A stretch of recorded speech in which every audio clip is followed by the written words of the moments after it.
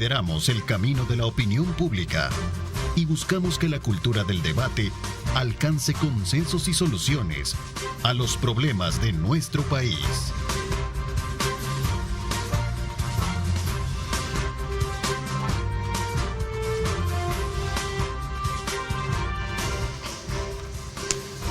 Buenos días, ¿cómo están? Qué placer enorme continuar con ustedes con nuestra programación. Agradecemos a Luis Amayoa y a todo el equipo por estar desde luego informándonos desde muy tempranas horas de la mañana.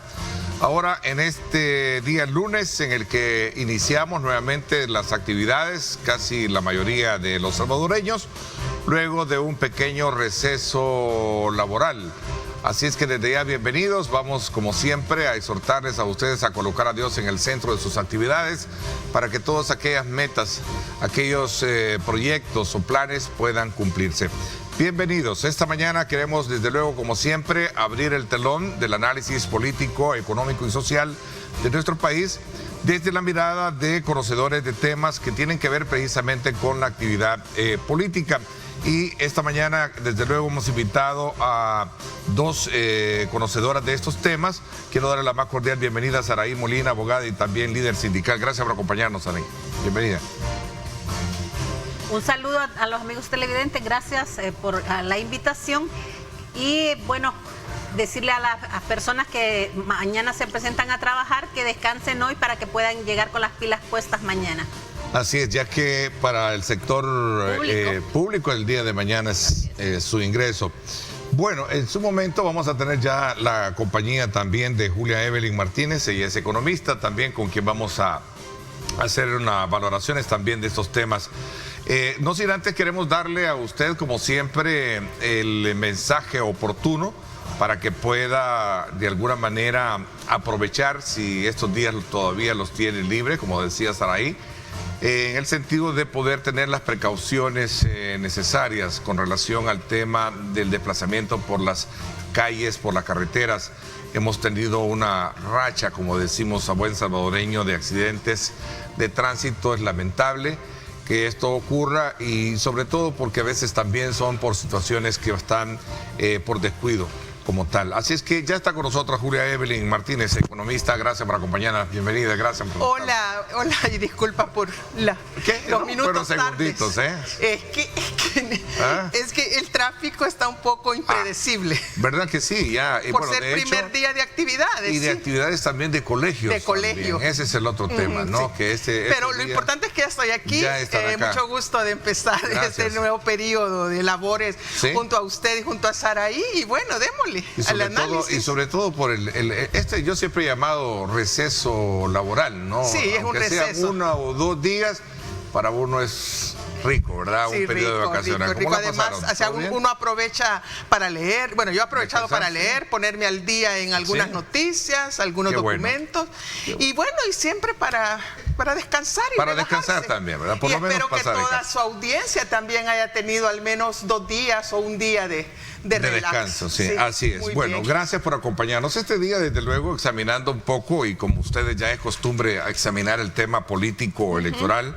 Sin duda alguna, el hecho de que existan ya ciertas investigaciones al interior del partido Nuevas Ideas sobre, bueno, en el caso de que la semana pasada se inhabilitó a la diputada Rebeca Santos y su suplente para participar en las próximas elecciones, el comunicado destaca que esto se debió luego de una exhaustiva investigación por actos no éticos, como lo planteaba el mismo documento. También se le acusa de haber hecho acciones indebidas que le beneficiaban para ser la más votada en el Departamento de la Libertad. ¿Qué piensan ustedes de todo lo que está pasando al interior de este partido, donde también hay más candidatos acusados también de otro tipo de acciones, pero que también se están generando en el contexto de vista pública como tal, ¿no? En el caso muy en particular del señor Eric Molina.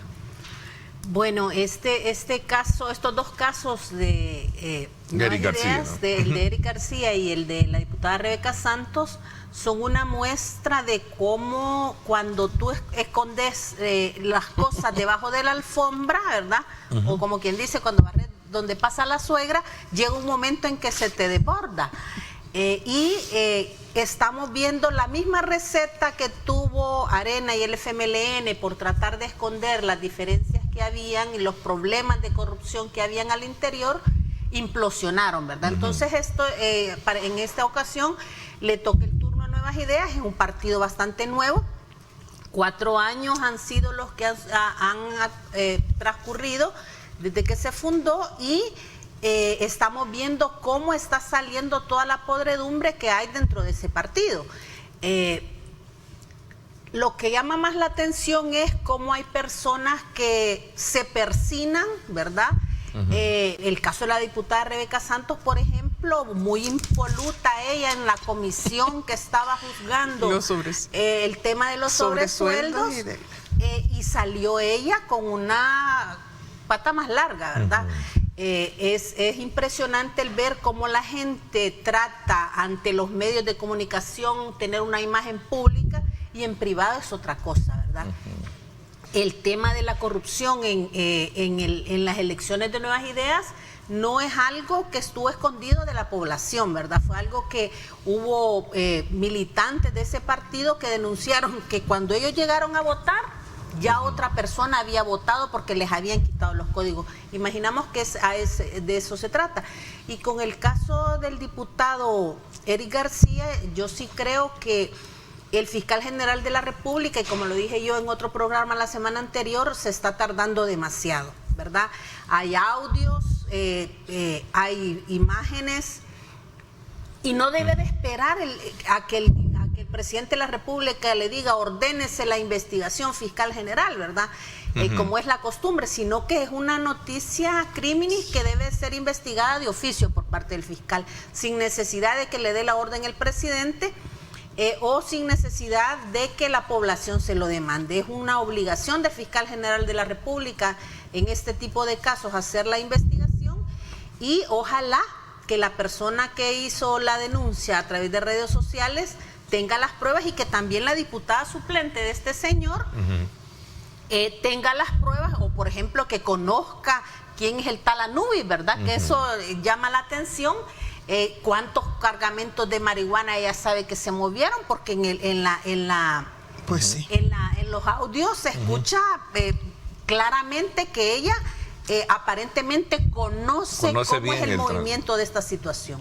Aunque se ha dicho de que eso es producto de la venganza de no llevarla a ella como también candidata. Eso es uno de los temas. Sean peras o manzanas, es una noticia criminis. Ella está dando a conocer estos audios, o porque está mordida o porque no, pero el hecho es de que sea venganza o no, es un posible cometimiento de delito graves que debe ser investigado, ¿verdad? Bueno, mire, yo creo que esta es la primera gran crisis interna, porque sí tiene la característica de una crisis interna en este partido Nuevas Ideas, y creo que esta crisis interna se debe analizar como en 2 planos diferentes. El primer plano es el plano superficial, que es en donde se señalan esas irregularidades en el proceso de las elecciones internas, también en esos como esas revanchas o esas vendetas políticas porque no quedaron o porque sí quedaron, bueno, entonces yo creo que eso es el nivel más superficial y creo que mal haríamos si solamente nos quedáramos en ese nivel. Yo creo que hay un nivel más profundo y es las luchas de poder, las luchas de intereses entre los grupos de poder económico principalmente, que están formando ese partido llamado Nuevas Ideas. Yo durante estos días he estado como parte también de mi descanso y de mi reflexión, imagínense, he estado haciendo como un intento de hacer un mapeo al interior de quiénes son esos grupos de poder al interior de Nuevas Ideas, y yo por el momento he logrado identificar al menos 5 grupos de poder. El grupo de Osiris Luna y su familia, su mamá, el grupo de Porfirio Chicas y de Ernesto Sanabria, el grupo de los hermanos Bukele y de sus amigos, el grupo de Alejandro Mason que tiene y el grupo de Walter Araujo.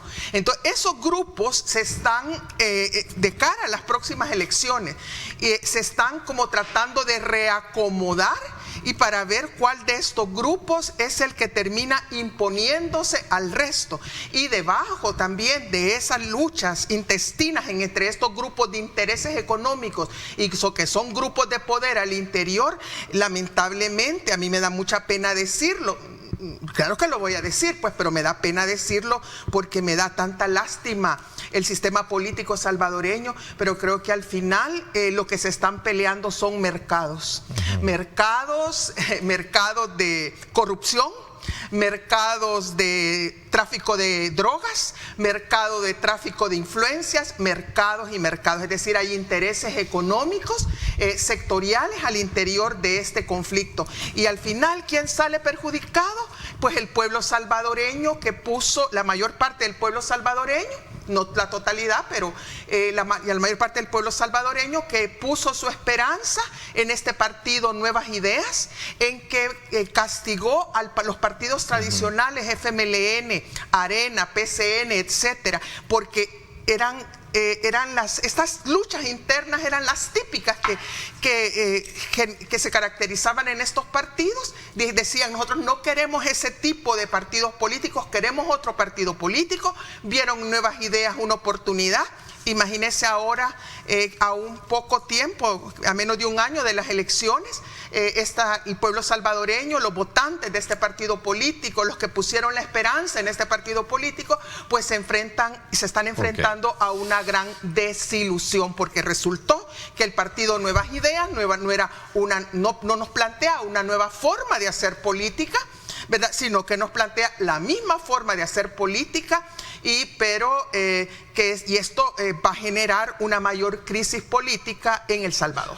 Sin embargo, en un comunicado ha manifestado la dirigencia del partido abrir una exhaustiva investigación en ambos casos. Incluso ha solicitado al señor Mason, ¿verdad? Uno de los que lideran uno de esos grupos. Que proporcione las imágenes completas y todas las pruebas contundentes de las cuales ellos acusan, ¿no? Mira, Alejandro Mason es conocido por manejar mucha información, ¿verdad? ¿Y cómo la obtiene? Habría que ver. Habría que ver si es legal o ilegalmente. Cuáles son sus fuentes, pero sean legales o ilegales las fuentes, muchas veces la información que él lanza en sus redes sociales termina siendo cierta. Imagino que si se atrevió a hacer acusaciones de este tipo es porque pruebas tiene, ¿verdad? No creo que sea tan corto de mente, sabiendo él que se estaba enfrentando a delitos al hacer esta acusación. Entonces a mí me parece que sería interesante. Tania Pastor creo que va a ser la abogada de él. Yo leí un Twitter de Tania, y creo que Tania tampoco se aventuraría eso es lo mismo que pienso a defender a Alejandro Mason y poner en tela de juicio su prestigio como abogada si no tuvieran las pruebas suficientes, ¿verdad? Y por eso es que Tania decía en su Twitter que se debería, después de una investigación, se iban a deducir las responsabilidades. Creo que es otro elemento más para que el fiscal pueda investigar y que el otro señor diga, bueno, yo no fui, fue TT, ¿verdad? No es tan válido. A mí me parece que lo que él ha hecho es más como para defenderse delante de la gente, porque estaba siendo atacado por todos los flancos. Y ahí es donde Julia Evelyn tiene razón con el tema de los grupos de poder.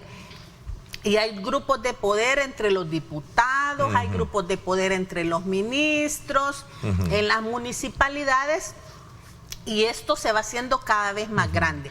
Y por eso es importante que aquí la cabeza del partido tome las riendas y ponga orden, ¿verdad? Y en este análisis, pero la cabeza del partido no es el presidente del partido, es el presidente de la República, es el presidente Nayib Bukele. Exactamente. Yo creo que aquí hay que tener mucha claridad. Aquí todo esto, la forma en que esta crisis se va a superar, porque definitivamente la van a superar. Yo no creo que esto vaya a terminar en una destrucción del partido, como algunas personas optimistas de la oposición dicen. Ellos solitos se van a destruir. No se van a destruir solos, ¿verdad? Primero porque no hay una oposición política coherente, unificada y pensante que aproveche esta crisis de Nuevas Ideas para posicionarse. Pero además porque el presidente no creo que permita que se le salga de control. Todavía es momento de que el presidente tome las riendas, que era lo que decía yo anteriormente, y ponga en orden a ese grupo de ministros, ¿verdad? O a esos ministros, que están atacando a los diputados, ¿verdad? Y entonces si hay ministros que atacan diputados, pero también a diputados entre diputados. El presidente tiene que entrar a poner orden ahí. Hay diputados que ya no van en la próxima elección, que ni siquiera se alcanzaron a inscribir o que perdieron la elección para ser candidatos, que también están tratando de socavar el Y era justo, justo ¿verdad? lo que les iba a consultar. ¿Qué alcance tendrá este análisis que estamos haciendo sobre la situación dentro de este partido? ¿Qué alcances creen ustedes que tiene? ¿Quién debe de entrar a jugar ese rol, como bien dice, para esclarecerlo? ¿Y a quién le conviene bien esclarecer eso? A quien le conviene, bueno, le conviene al presidente Nayib Bukele y a sus hermanos, ¿verdad? Que son los que se están jugando la reelección y que se están también jugando la continuidad de su proyecto político y de su proyecto económico en los próximos, yo diría al menos en los próximos 15 años, ¿verdad? Entonces a ellos les conviene. Y aquí quien tiene, miren, el tuit del presidente cuando les hace un llamado o una advertencia de no meter las manos, pongan las manos al fuego por nadie, dijo. Es lo que está diciendo, miren, aquí todos y todas tienen colas que les pateen. Aquí todos y todas estamos embarrados o están embarrados. Todos estamos así, pues. Entonces mejor no hagan olas, no tomen partido, no profundicen la crisis interna y esperen que regresemos de las vacaciones, ¿verdad? O de este receso laboral y déjenme que yo ponga el orden. Ahora, el gobierno, el presidente Nayib Bukele tiene todo a su favor para resolver esto. Él solamente necesita darle instrucciones esta mañana, o seguramente ya, si ya regresó de vacaciones, se puso en comunicación con el fiscal general de la República para darle las instrucciones por dónde va a ir dónde tiene que ir la investigación, a quién tiene que investigar, a quién no tiene que investigar, qué es lo que hay que investigar, qué es lo que tiene que mantenerse siempre bajo la alfombra o sea, tiene que mantenerse que no esté oculto, a quién se va a expulsar. Es decir, todo eso es el presidente Bukele el que va a instruir al fiscal general de la República para que inicie esas investigaciones y que no me vengan a decir de que no, porque la fiscalía tiene que hacer una investigación independiente cuando ya sabemos que tenemos desde el 1 de mayo del 2021 tenemos una Fiscalía General de la República que es completamente genuflexa, que está completamente al servicio de las instrucciones del mandatario. Entonces a ustedes en la conclusión es que sí, esta investigación debe llevar a... Se va a llevar a cabo. No, debe de llegar como decimos, a una conclusión o a un feliz término por beneficio del mismo partido. Al menos en esos dos grupos. Le conviene como tal, ¿no? Al menos en esos dos grupos de poder, ¿verdad? En esos dos grupos. Pero por otro lado también hay que tomar en cuenta las diferencias internas que hay dentro de la Asamblea Legislativa. Recordemos que ya hay ocasiones en que se ha hecho lo que tanto se criticó, ¿verdad? Se criticó e incluso hubo sentencias de la Sala de los Magníficos que declararon que no era correcto que los diputados suplentes votaran, ¿verdad? En algunas ocasiones. Bueno, los hicieron desaparecer prácticamente. Exacto. Y el tema es aquí, por ejemplo, para la ley del agua, hubo disconformes en el lado de los diputados propietarios de Nuevas Ideas que no llegaron a la plenaria y tuvieron que votar los suplentes, ¿verdad? En el caso de la elección del fiscal, igualmente. En el caso de la aprobación del presupuesto 2021, igualmente. Entonces, el costo para algunos de estos disidentes en la votación, ¿verdad? O renegados en la votación, fue que ya no van como diputados, ¿verdad? Algunos ni se inscribieron. El caso de Brook, por ejemplo, no tuvo ni ánimo de inscribirse porque ya sabía que le iban a dar en la nuca, es historia antigua, ya no cuenta. Entonces, esas situaciones se están dando. Hay ministros que, por ejemplo, o viceministros que en vez de trabajar por la gente están trabajando para hacer un capital propio, ¿verdad? Sí. Como para hacer fuerza, para hacer músculo para ellos y después ir a negociar con el presidente. El presidente no debe permitir que estas cosas se sigan dando. ¿Por qué? Porque esto lo que está haciendo es aumentar más las divisiones. Nuevas Ideas no es un partido horizontal vertical, en donde toda la gente participe, en donde toda la gente puede opinar, no. Es un partido vertical en el cual el hombre es el que dice qué es lo que se hace y no se hace. Y toda esta gente se está saliendo prácticamente del guacal. Y en el caso de los ministros, creo que es tiempo también que se haga una limpia, ¿verdad? Hay ministros que no han funcionado y que de lo que están sirviendo es de atraso en el gobierno y que están agarrando bando también. Entonces yo creo que debería de hacerse un análisis realmente exhaustivo para que la población no se siga desencantando, porque ya empieza el desencanto y de continuar y no controlarse en este momento le va a suceder lo que le sucedió a Arena y lo que le sucedió al FMLN, que tenía tanta gente que en vez de hacerle bien le hacía mal. Sí, ya en la parte concluyente. Yo ya quiero ir concluyendo en esto. Yo creo que al final van a hacer esto, la crisis se va a solucionar, sí, positivamente. Se va a tener yo no sé si va a ser final feliz, porque para algunos va a ser feliz y para otros va a ser muy triste, porque va a terminar con una purga interna. Y yo creo que entre dos grupos, que uno de cualquiera de estos dos grupos va a ser purgado, o el grupo de Walter Araujo, en donde se encuentra Henry García y Rebeca Santos, ese grupo, o va a ser purgado el grupo de Alejandro Mason, que me cuesta todavía, y bueno, pero seguiré investigando, que me cuesta todavía identificar quiénes están agarrados ahí con Mason. Entonces creo que son esos dos grupos, ¿verdad? Pero dentro de esos 5 grandes que yo he mencionado anteriormente, los que se van a enfrentar en estos próximas semanas, sobre uno de estos va a caer y el otro se va a mantener y se va a fortalecer. ¿Cuál de los dos? No lo sé todavía, porque aquí dependerá de qué saben sobre algunos funcionarios,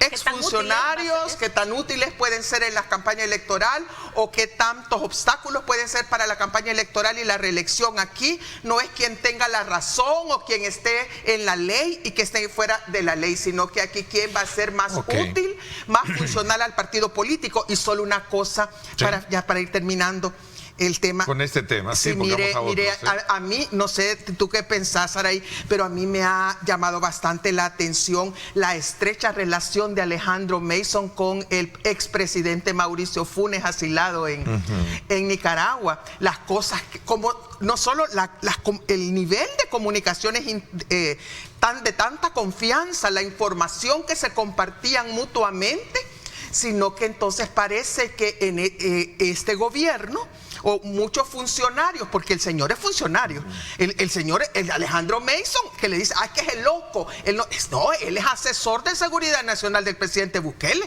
Entonces esta gente, o sea, como en este gobierno todavía quedan como traslapes, ¿verdad? O vasos comunicantes con los gobiernos anteriores, principalmente con el gobierno de Mauricio Funes y de Sánchez Serén. Así es que son cosas que ojalá de veras, si tuviéramos aquí la capacidad de hacer investigación independiente, y que pudiéramos tener acceso a fuentes, y las fuentes pudieran realmente dar declaraciones y dar información y mantenerlas en el anonimato, pues, y respetarlas y no perseguirlas, saldrían cosas muy interesantes del rol que ha jugado el expresidente Mauricio Funes, ¿verdad?, en este gobierno. Bueno, yo creo que al final, como decía, del proceso, ojalá haya una conclusión, más que un final, una conclusión que permita esclarecer estos elementos que de alguna manera dejan una estela. Y sobre todo para los votantes. Y una estela de más preguntas que respuestas. Claro, ¿no? pero los ¿verdad? Votantes, porque la gente deberían de respetarla, ¿verdad? A ver, ¿qué piensan ustedes? Pasamos a otro tema que sin duda alguna ha llamado muchísimo la atención, y son estas recientes disposiciones impulsadas y aprobadas en la Asamblea Legislativa en la que cualquier ciudadano detenido bajo el régimen de excepción, desde luego ahora entra dentro de una gama de procesos en conjunto para ser juzgados. Algunos abogados desde luego han advertido que esto de alguna manera también atenta contra el tema de derechos humanos, que hoy en día es punto de mucha crítica durante todo este régimen. ¿Sí? ¿Qué piensan ustedes de estas disposiciones? Mira, muchos abogados que defienden esta situación de los juicios masivos dicen, bueno, hay en España, hay aquí, hay allá, ¿verdad?, en otros países, y que han funcionado. El tema aquí es si aquí van a funcionar o van a servir para enjuiciar y condenar a personas inocentes, porque como ya lo vimos en las audiencias masivas que hubo, ¿verdad? Al inicio de 500, 300 personas, en que los jueces únicamente decían pase a la etapa de instrucción, tenemos un montón de personas inocentes que han fallecido, ¿verdad? En los centros penales, de personas que están guardando prisión y que están saliendo paulatinamente porque son inocentes después de años y meses de estar en la cárcel injustamente. Estos casos se pueden dar. Sí, por ejemplo, hay un juicio de 200 personas, hay unos que hablan hasta de 900, ¿verdad? Pero sí, pongamos un juicio de 200 personas. ¿Ustedes creen que un juez va a poder depurar 200 casos, ¿verdad? Sí. Porque son prácticamente 200 casos en los cuales el juez debe determinar si existen pruebas que irrefutablemente indiquen que Pedrito o que Juanito son culpables, que son mareros, que han extorsionado, que han asesinado o han cometido cualquier tipo de ilícitos cometidos por las pandillas. ¿Creen ustedes que va a haber capacidad para eso? No va a haber capacidad para eso. Entonces ese es el tema. ¿Cómo vamos a garantizar o cómo el sistema judicial que está tan podrido en nuestro país va a poder garantizar esa presunción de inocencia? ¿Va a poder garantizarle a cada ciudadano y ciudadana de este país que es inocente y ha sido encarcelado injustamente que va a salir? Ese es el tema aquí, ¿verdad? Eso es lo complicado.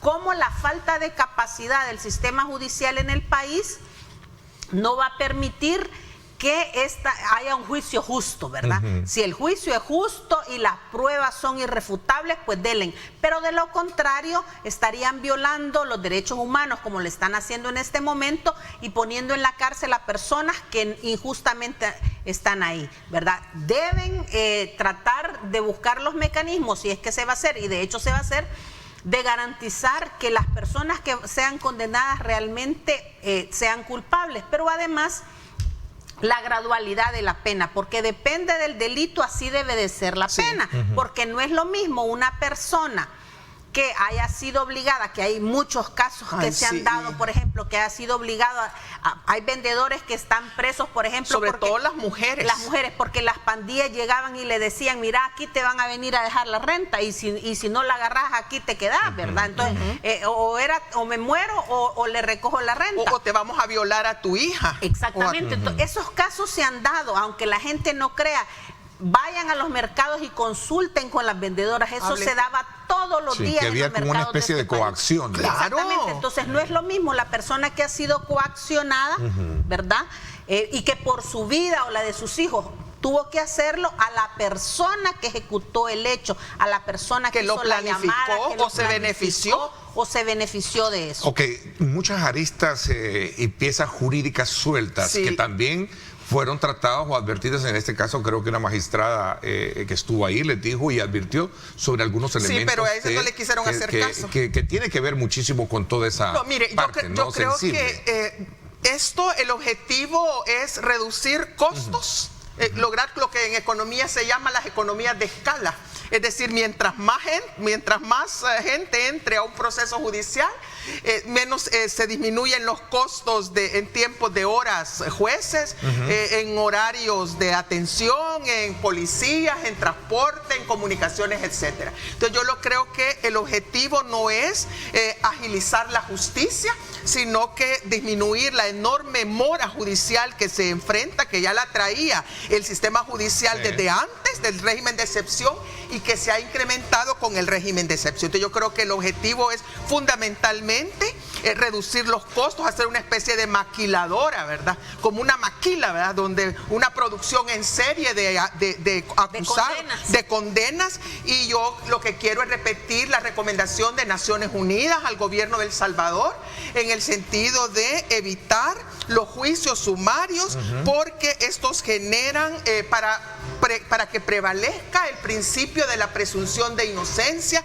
y para asegurar los derechos humanos que son individuales de las personas y que no son de que todos los derechos, sino que los derechos humanos los tenemos individualmente cada uno como persona. Y el mismo arzobispo de San Salvador, Escobar Alas, el día de ayer, o antier o ayer, en esta homilía que dio, a mí yo gratamente escuché cuando él menciona que hay que administrar, dice, la justicia de manera diligente y equitativa y que no se cometan injusticias con los juicios sumarios. Entonces, yo creo que solo ahora le falta reconocer. Aunque no me extraña que Monseñor en el próximo homilía diga lo contrario. No, bueno, pero yo me quedo con este mensaje. Es decir, no cometan injusticias, no violen derechos humanos y no procedan a la aplicación de esas reformas que ha hecho la Asamblea Legislativa. Interesante, me voy a una pausa. Voy a otro tema que también quisiera conocer, y es qué alcance puede tener todo este proceso que llevó a un enfrentamiento entre el gremio médico y en este caso también las autoridades de salud, y por supuesto también qué solución desde la perspectiva de ustedes le ven a esta situación. Vamos a la pausa, 7:01. Gracias por estar con nosotros.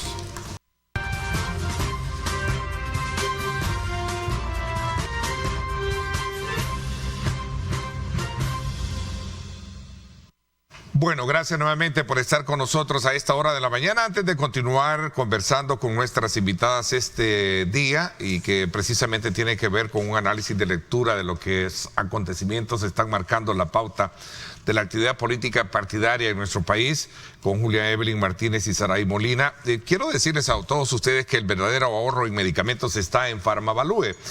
Visita nuestras sucursales y comprueba que aquí encuentras los precios más bajos los 365 días, o si prefieres evitar largas filas, usa la app con la opción Yo Pasos. Eliges la sucursal que prefieras y listo, tu pedido estará listo en 20 minutos o es gratis. Así de fácil y rápido es pedir desde la verdadera app del ahorro, como es esta app de Farmavalue. Bueno, les decía de que otro de los temas que ha acaparado muchísimo, digamos, la atención y que sin duda alguna también llama mucho la preocupación es este enfrentamiento que ha llevado a gremio médico con las autoridades de salud. ¿Qué alcances puede tener esta situación, sobre todo cuando se trata de un hilo frágil en la actividad digamos, del servicio médico hospitalario que ofrece la red pública en nuestro país, ¿no? Yo creo que la problemática del sector salud con el gobierno hay que dividirla como en tres partes, ¿verdad? Uno es el caso de la mala praxis o supuesta mala praxis de esta persona, que ahí hay que deducir responsabilidades porque él es un estudiante todavía. ¿Dónde estaban los responsables de esto? ¿Cuáles fueron los incumplimientos a los protocolos? Entonces, por eso es importante una auditoría forense a este caso, ¿verdad? Para poder determinar quién tuvo la mayor responsabilidad. Pero no, a este pobre hombre ya lo condenaron, ya el juicio público, el juicio de la sociedad de este hombre ya lo perdió, y ahora solo falta, ¿verdad? El tema penal, ¿verdad? Pero el escarnio público ya para él y su familia ha sido terrible. Ningún médico en este país se levanta diciendo hoy voy a cometer mala praxis. Voy a ir a cortarle la mano. Esas son desgracias que pasan, cosas que se le escapan de las manos a los médicos, hasta los más hábiles y experimentados en el mundo cometen mala praxis. Entonces, este es un caso que se debe ventilar aparte. Está el caso de la falta de insumos, medicamentos, malos salarios, malas condiciones que tiene el sector salud. Pero además el caso de la suspensión de estas tres personas, ¿verdad? Dos del Ministerio de Salud y una del Seguro Social, que son estudiantes. A ellas se les está negando. Es cierto que hicieron un comentario desafortunado en el momento menos oportuno, como mucha gente lo hace, pero ellas son estudiantes. Se les está privando de su derecho humano a la educación porque no se les está permitiendo. Pero además han sido ya condenadas sin una investigación y sin que los procedimientos y las instancias pertinentes funcionen. Creo que esta mesa que se ha hecho con el Ministerio de Trabajo más puede servir para ver la problemática de salud, la falta de medicamentos, las malas condiciones de trabajo, pero no para solucionar el problema de estas compañeras, ¿verdad? De estas profesionales de la salud. ¿Por qué? Porque la mesa es poco representativa. Ese es el problema. Esa mesa no representa, esa mesa no representa al sector salud. Por ejemplo, solo en el Ministerio de Salud, según lo que algunas personas dicen, hay más de 20 sindicatos. Solo en el Ministerio de Salud. ¿Cuántos sindicatos del Ministerio de Salud estaban sentados ahí? Pero tener a 20 sindicatos y todos pensando... Sí, no, pero todos representan al sector salud. Pues, y si tienen credenciales y si tienen personería jurídica. Hay 7 sindicatos y solo estaban, me parece, 2. Sí. Los que son afines al ministro de Trabajo y los que son afines al gobierno y al Partido Nuevas Ideas. Hay que aclarar eso. El colegio médico no estaba representado, ¿verdad? El protagonista que puede negociar en nombre de estas personas no estaba representado. Porque estas muchachas no son parte de ningún sindicato, pero sí son representadas porque el colegio médico representa a los médicos en el ejercicio, a los estudiantes e incluso hasta enfermeras. Entonces, ellos no fueron llamados a pesar de que se comprometieron a llamarlos. Y este caso se debe depurar rápido. Esas personas que están ahorita en pantalla no dejaron a ningún paciente. Y ese es uno de los problemas, que se miente descaradamente. Pues esa gente llegaron más temprano, ¿verdad? Ellos llegaron 1 hora antes de lo que le tocaba ingresar a hacer su trabajo para poder solidarizarse con las 2 doctoras, ¿verdad? Y también se les está privando de su derecho a la educación. Entonces, estos casos yo creo que lo que hacen es, con la falsa publicidad y con todo ese escarnio que han hecho tanto con el médico como con las 3 doctoras, lo que hacen es confundir a la población y que digan, no, que todos los médicos son haraganes, que esto y el otro, pero recordémonos que estas personas estudian 8 y hasta 10 años para tratar de curar a las personas. Hacen un sacrificio diariamente porque se pueden contagiar de cualquier enfermedad y llegar a su familia. ¿Cuántos doctores murieron durante la pandemia? Ahí sí, para el Estado héroes, en su conjunto, bueno, la nación salvadoreña eran los héroes de la patria, ¿verdad? Y había que ponerlos en un pedestal. Pero un pequeño error de estas muchachas, cómo ha echado al traste todo el trabajo que tanto estudiantes como médicos hicieron durante la pandemia. Yo al igual que, bueno, yo creo que también hay que dividir, coincido completamente con tu análisis, Saraí. Pero yo quisiera como englobarlo o ponerlo en un contexto más amplio. Creo que la crisis actualmente que está en el sistema de salud también debe ser dividida en 2 partes.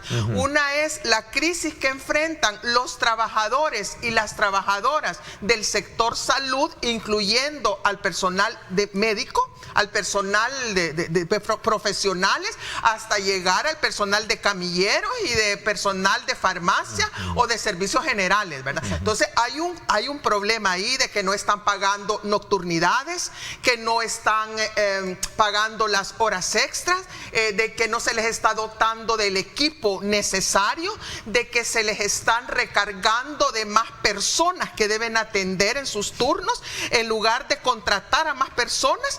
Las mismas personas deben de atender sus servicios, como que los deben de multiplicar para atender, y llega un momento en que estas personas están tan estresadas física y mentalmente que pueden cometer errores. Entonces yo creo que esa es una mesa, ¿verdad?, sobre los derechos de la clase trabajadora, porque hasta ahí meto a los médicos, que son clase trabajadora, muy profesionales pueden ser, pero son tan clase trabajadora como las enfermeras o los camilleros, ¿verdad? Entonces usted tiene ahí una mesa que creo que hay que resolverla. Ahí tiene que estar obviamente el ministro de Trabajo, para que realmente haga valer lo que establece el Código de Trabajo, pero también las leyes que se han aprobado para favorecer a los trabajadores y trabajadoras del sector salud, que por ejemplo hasta ahora ni siquiera las familias de los médicos y médicas que fallecieron durante la pandemia ni siquiera les han pagado el seguro, que dijeron que les iban a pagar un seguro de vida, ¿verdad?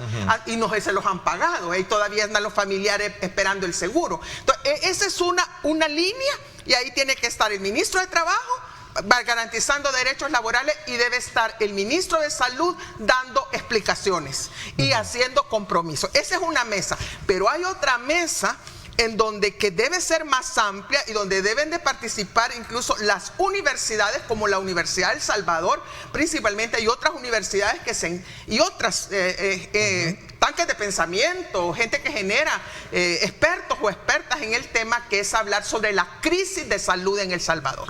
Porque esa es una crisis en donde hay una insuficiencia de medicamentos, hay una insuficiencia de infraestructura, hay una insuficiencia de personal especializado, por ejemplo, médicos geriatras.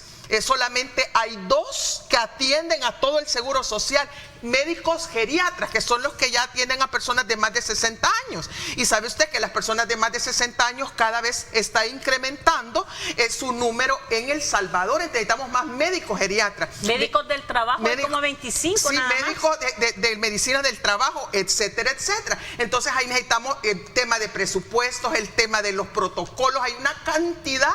Y entonces ahí sí se necesita otra mesa donde no es un tema de derechos laborales, de precariedad laboral, sino que es un tema de ver cómo está en este momento el derecho a la salud en El Salvador, cuáles son los grandes problemas que se tienen y cuáles son las grandes soluciones y las estrategias que se deben de poner en marcha. Porque este problema del sistema de salud de El Salvador no se resuelve solamente pagando que la nocturnidad o contratando más gente, sino que teniendo una visión clara de cuál es la problemática, qué es lo que debe hacerse, cuánto cuesta en términos de presupuesto resolver esos problemas y diseñar las mejores políticas públicas en materia de salud y de seguridad social para atender no solamente la parte curativa, sino que la parte de la salud preventiva. Y hay que ver y evaluar si lo que se está haciendo hasta el momento en el sistema de salud es lo que se debe hacer, porque es preocupante que, por ejemplo,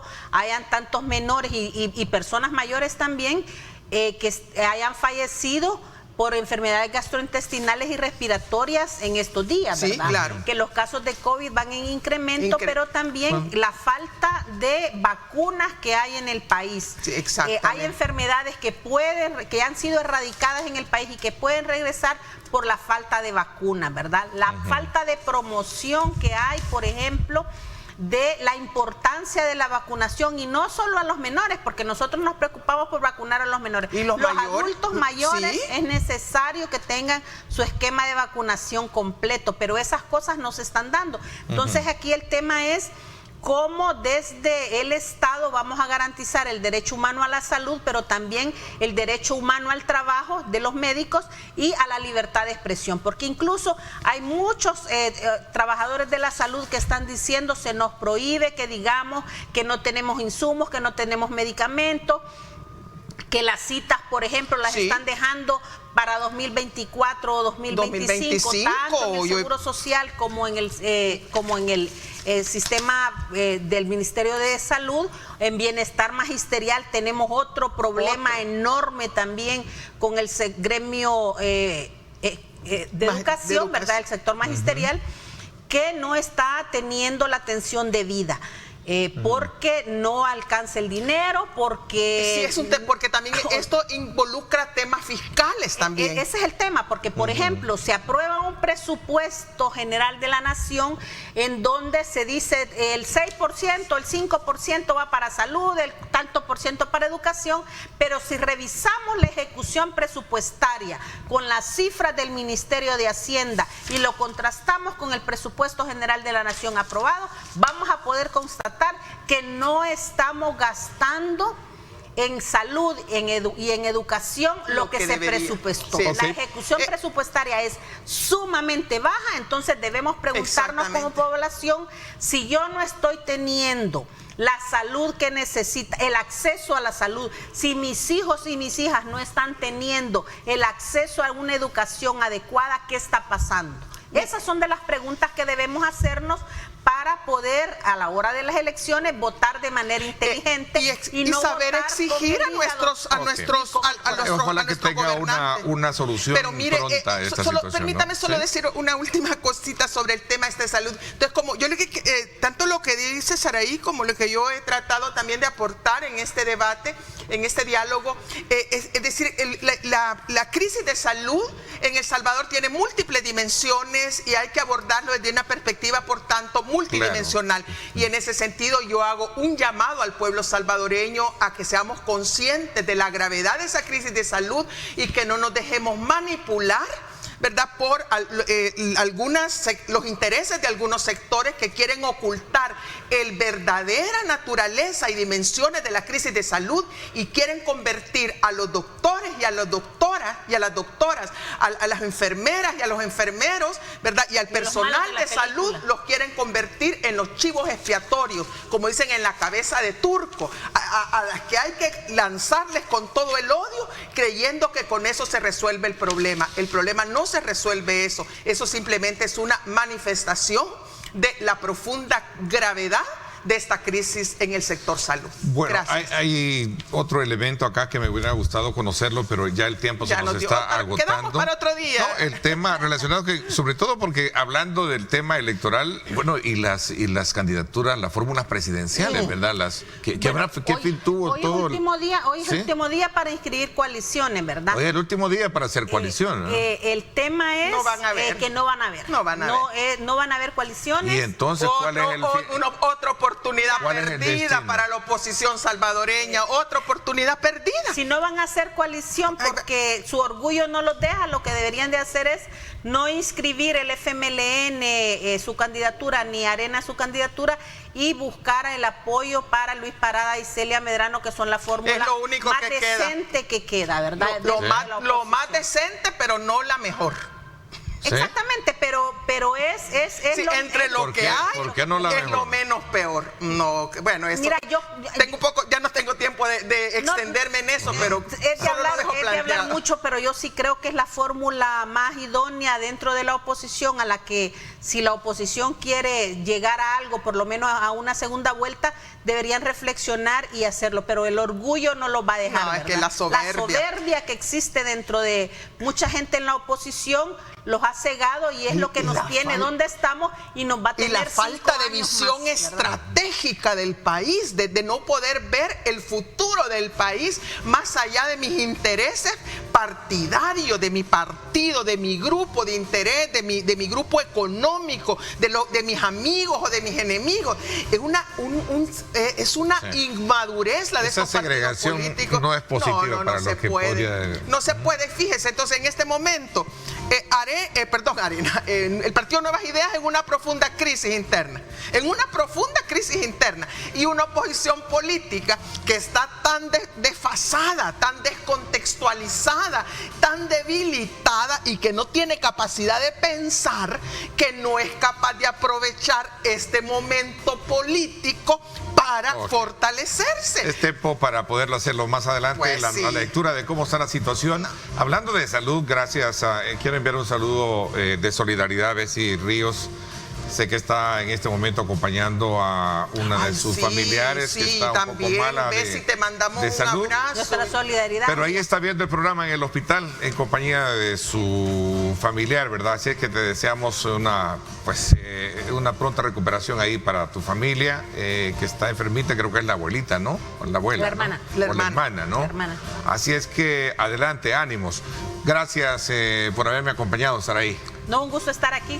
Gracias también. No, gracias a usted por la gentil invitación, Ernesto, y hasta la próxima. Hasta la próxima. Gracias, nos vamos a una pausa y después una lectura de cuál ha sido el resultado del plan vacacional que han lanzado las autoridades del Viceministerio de Transporte. Vamos a hablar acerca de los resultados que ha dado y algunos aspectos importantes que resaltar en esta conversación con el viceministro de Transporte, Nelson Reyes, que nos acompañará ya en cuestión de segundos. Ahí quédese, espérenos.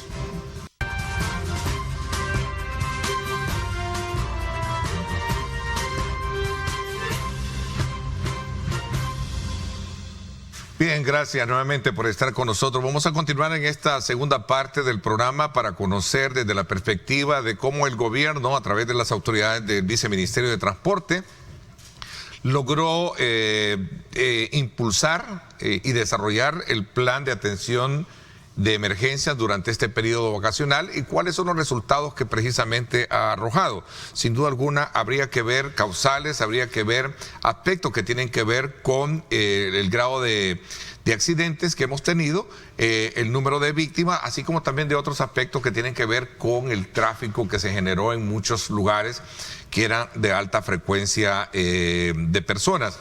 Por ejemplo, y lo hablábamos en el tema del Kilo 5 y la carretera a La Echadura, que es un punto de honor que hay que verlo y tratarlo para darle solución a ese gran problema que se genera en esa conexión. Pero bueno, esos son los temas que vamos a tratar. Hoy me acompaña acá en nuestros estudios el viceministro de Transporte, Nelson Reyes, a quien le doy la más cordial bienvenida. Viceministro, gracias por acompañarnos. Muchísimas gracias por la invitación. Un saludo a toda la población que nos está sintonizando. Para mí es un placer estar aquí este día. Comenzamos un poquito hablando sobre cuál es el balance de las emergencias tras haber sometido, desde luego, a desarrollar un plan de atención que se dio hoy con motivo de las vacaciones así de receso laboral que hemos tenido en este periodo de semana de agosto. Sí, en efecto, como gobierno realizamos diferentes acciones para lograr que todos los indicadores de siniestralidad disminuyeran para esta temporada vacacional.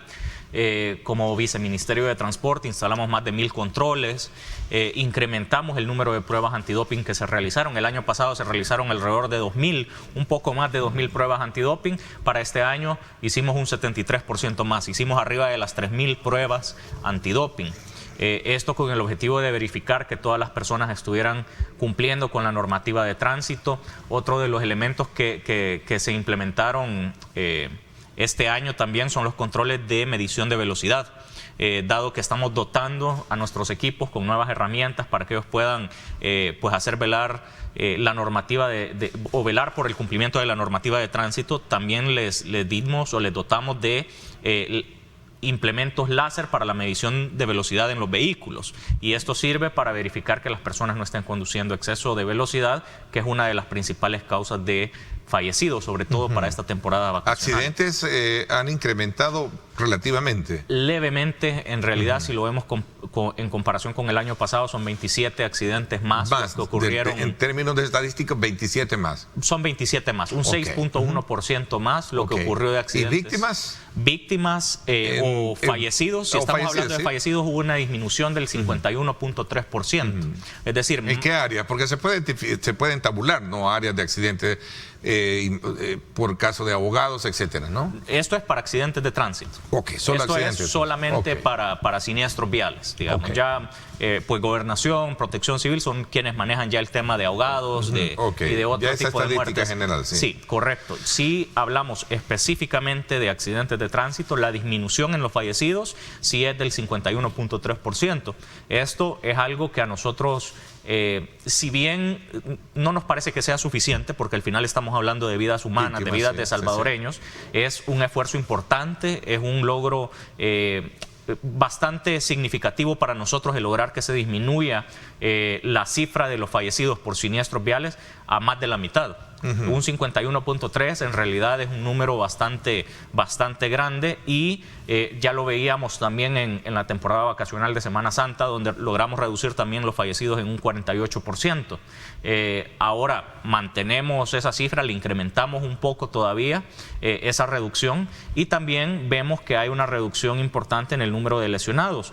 Hubo 10 lesionados menos en este año, un 3.5%, y en cuanto a los conductores peligrosos, hay una reducción también, y esto es curioso y es importante mencionarlo. Hay una reducción de 4.3%, son 3 conductores peligrosos menos los que han sido detenidos en esta temporada vacacional, y eso a pesar de que se han instalado más puntos de control y se han realizado un 73% más de pruebas antidoping o de alcoholemia.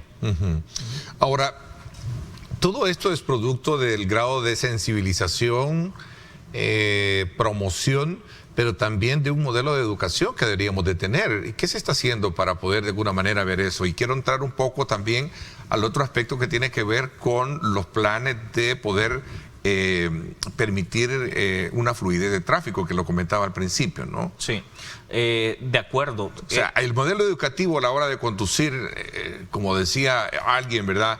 Es importante también no solo atenerse a que debe de haber una responsabilidad hacia terceros, sino que también desde mi parte, desde el día que yo tomo un vehículo, ¿no? Claro, estoy completamente de acuerdo con eso, y de hecho, bueno, yo siempre lo he dicho, en el país lo que se necesita es un cambio en la cultura vial, un cambio completo, un cambio donde se respete la normativa, donde se usa el cinturón de seguridad, se respete a los peatones, no se excedan los límites de velocidad. Se castigue al conductor temerario, etcétera, y que se castigue al conductor temerario. Nosotros hemos incrementado los controles, eso es definitivo, y los vamos a seguir incrementando. Nosotros vemos cada temporada vacacional, nosotros la vemos de forma iterativa. Cada una de ellas debe de llevar más controles, debe de tener más presencia de nuestros elementos, de la policía, de la Fuerza Armada, para que así podamos hacerle conciencia a la población de que si van a salir a la calle, si van a conducir un vehículo automotor, se van a encontrar este tipo de controles. Sobre todo los antidoping. Es algo que estamos trabajando arduamente por incrementarlos.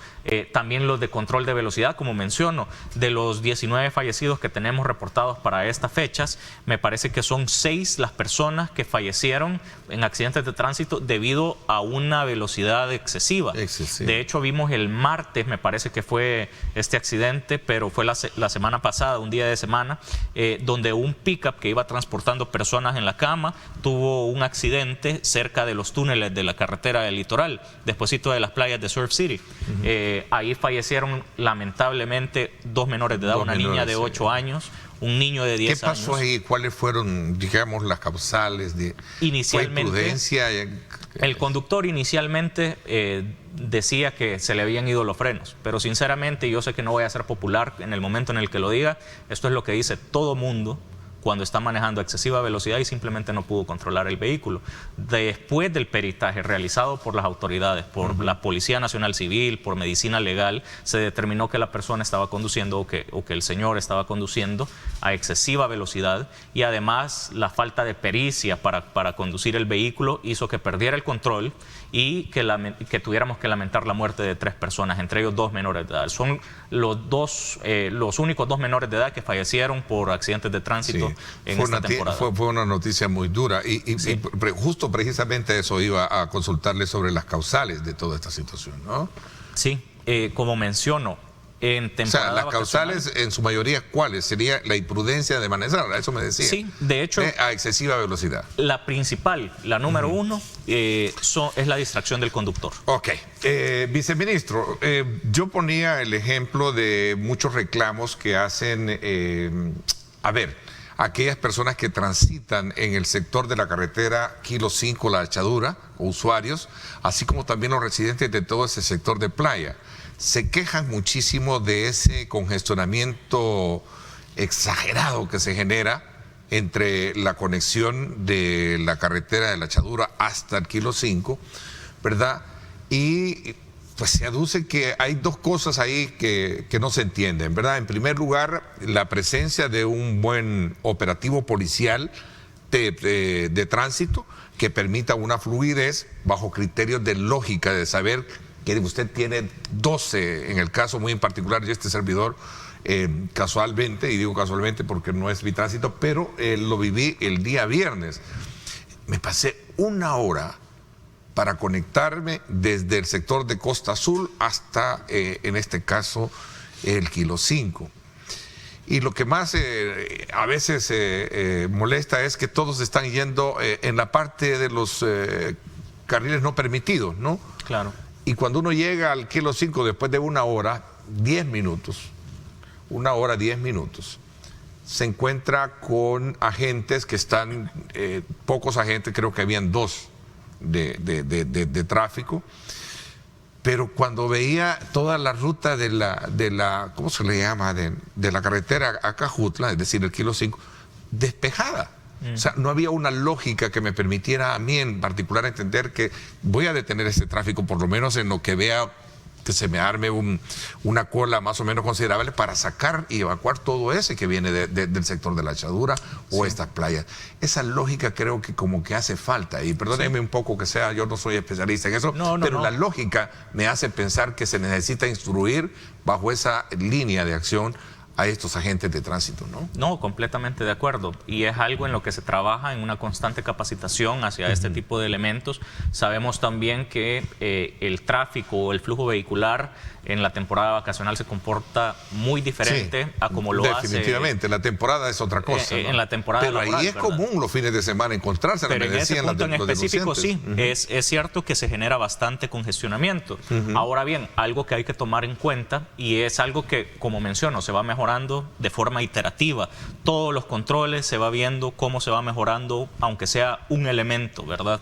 Incrementar controles, abocarnos a disminuir fallecidos o accidentes de tránsito, pero también es importante que vayamos también incrementando los esfuerzos en agilización de tráfico, que sí se hace, pero también recordemos que para nosotros el objetivo principal es salvaguardar la vida de las personas que van a transitar por las calles. Ese es el principal objetivo, pero sí estamos trabajando por incrementar las capacitaciones y incrementar el número de personal para que en las próximas temporadas vacacionales, bueno, la próxima que se viene es la navideña, ya para finales de año.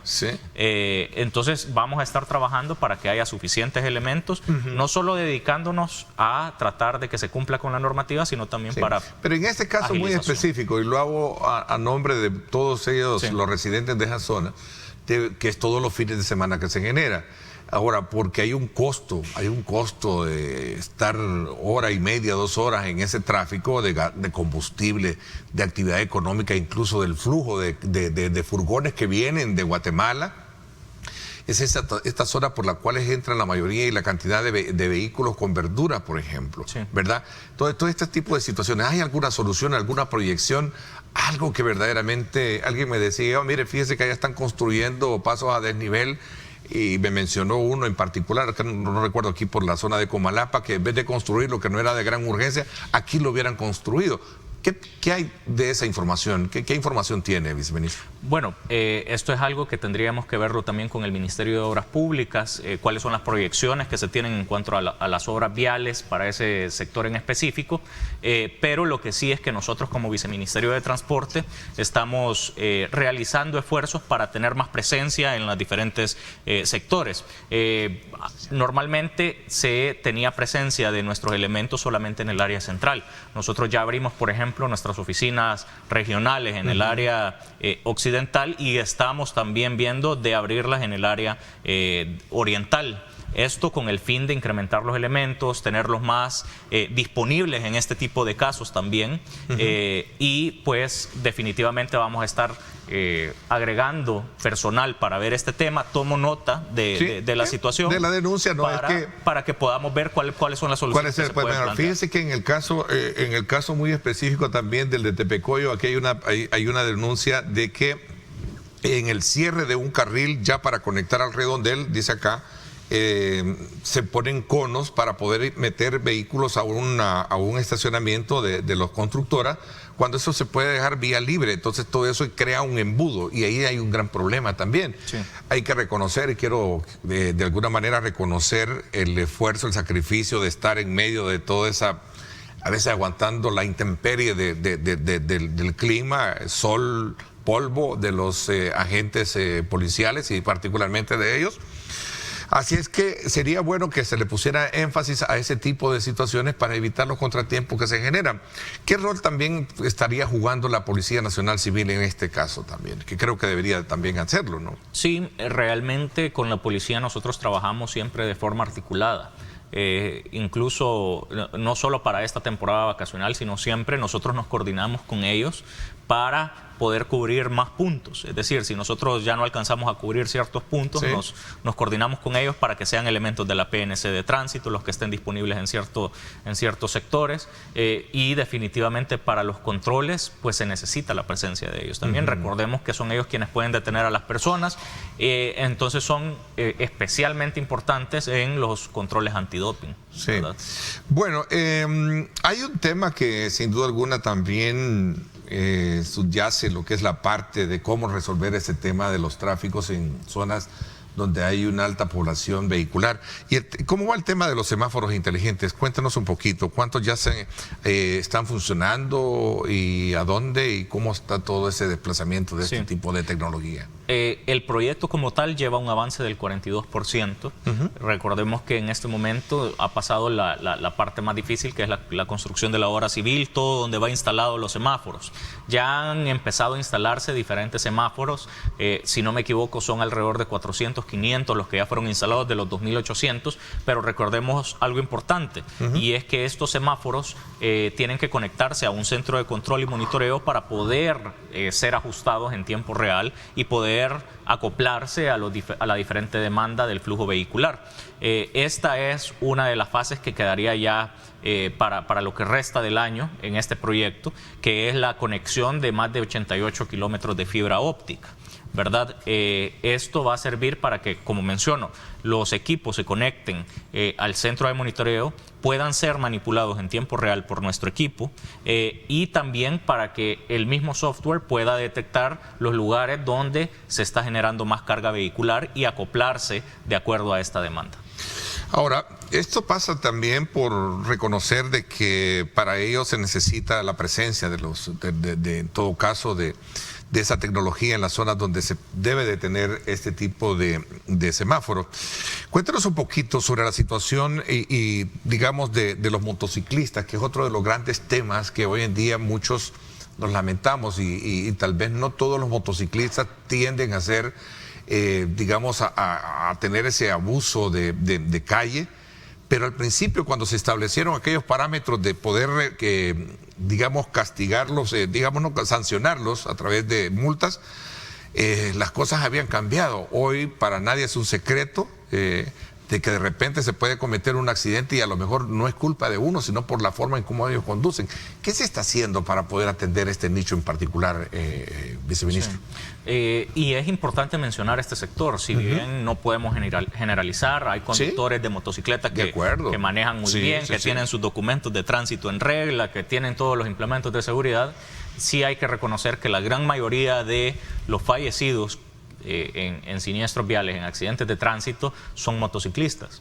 Si vemos la cifra anual, es el 42% de los fallecidos los que son relacionados o los que son conductores de motocicletas. Y esto es algo sumamente alarmante.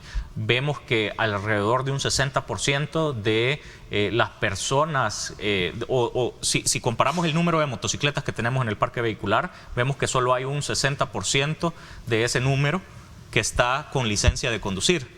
Es decir, alrededor de un 60% de las personas que están allá afuera conduciendo una motocicleta tienen licencia de conducir. Para nosotros esto es algo en lo que le estamos prestando muchísima atención, estamos trabajando por cambiarlo, porque al final de cuentas lo que se busca no es que la persona tenga un cartoncito. Al final lo que esa licencia de conducir garantiza es que esta persona pasó por exámenes prácticos, teóricos, de la vista, psicológicos, y que garantizan todas estas pruebas que esa persona en efecto está apta para poder conducir un vehículo automotor y en este caso en específico una motocicleta. Entonces, por eso es que para nosotros es de suma importancia verificar que todas las personas cuenten con su licencia de conducir.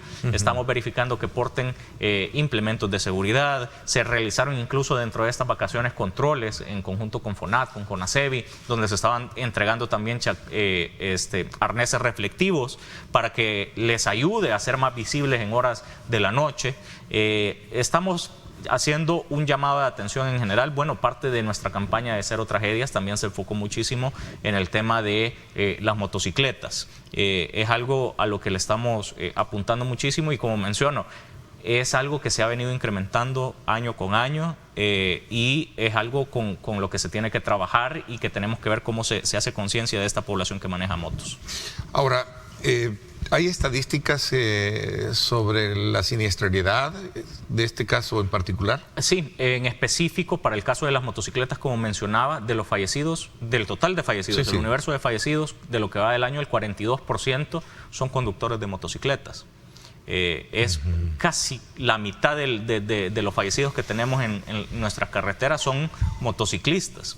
Y si vemos datos específicos para la temporada vacacional, veíamos que hay una reducción en términos generales del 51.3%. Pero si nosotros sacamos el dato únicamente para motocicletas, pues obviamente aquí ya tenemos que 9 de los fallecidos, de los 19 fallecidos que tuvimos, 9 son de motociclistas. Entonces vemos que prácticamente la mitad de los fallecidos que tuvimos para esta temporada vacacional han sido conductores de motos. Y este es un tema que, como le digo, tiene mucha importancia por el hecho de que quien no ha sufrido, a lo mejor en su momento, algún percance, en primer lugar, o a lo mejor estar casi a punto de cometer un accidente por la falta o la imprudencia en la que a veces algunos malos motociclistas lo hacen, ¿no? Sí, correcto. Y esto también, estas maniobras arriesgadas. Arriesgadas, ¿qué hace? ¿Y qué pasó con aquella cuestión concreta para que se ordenaran? Porque a veces está uno esperando el semáforo y le pasan en medio. Sí. ¿Qué pasó con esa rigidez con la que se actuó la vez pasada? Bueno, ¿por qué se perdió actualmente la normativa lo que indica es que tienen que circular de esa manera. Nosotros estamos trabajando para velar que lo hagan de forma ordenada, que no se excedan los límites de velocidad. Bueno, en el caso de las motocicletas, una de las principales causas también es el exceso de velocidad o el adelantamiento no reglamentario, invadir el carril cuando se quiere adelantar, ¿verdad? Esa es una de las principales causas de los accidentes cuando estamos hablando de este grupo específico de motociclistas. Y esto voy a aprovechar estos minutos para que nos comente, ministro, sobre el tema de estas pantallas digitales informativas en carreteras. Cuéntenos un poquito sobre ese proyecto. Bueno, tenemos 2 componentes que los estamos desarrollando tanto en el proyecto de semáforos inteligentes y fotomultas. Son pantallas de mensajería variable que van a servir para que la gente pueda darse cuenta de información relevante que se va a encontrar en su camino. Puede ser un accidente de tránsito, puede ser que estén realizándose trabajos en la vía pública y por lo tanto debe buscar vías alternas, condiciones meteorológicas desfavorables, alto tráfico vehicular. Es decir, estas pantallas van a permitir que la información se entere en tiempo real de cuestiones importantes a la hora de seguir su ruta. También tenemos otro componente que lo complementa y es radares de velocidad. Pantallas que le muestran a los conductores la velocidad a la que están transitando para que estos puedan hacer las maniobras necesarias para disminuir en caso de que estén fuera de los límites, ¿verdad? Como menciono, esto es algo a lo que le estamos prestando especial atención. Estamos dotando a nuestros equipos de implementos para medir la velocidad de los vehículos y sumado con esto también lo que queremos es reducir la cantidad de accidentes de tránsito que sucede por no respetar los límites de velocidad.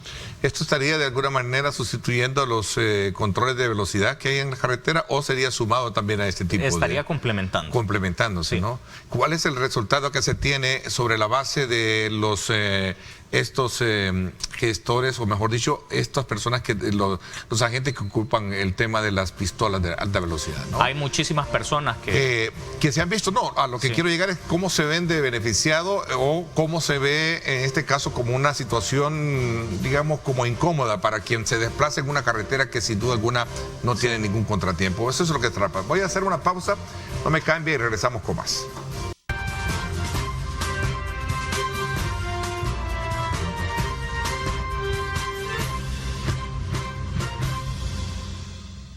Bien, gracias nuevamente por estar con nosotros.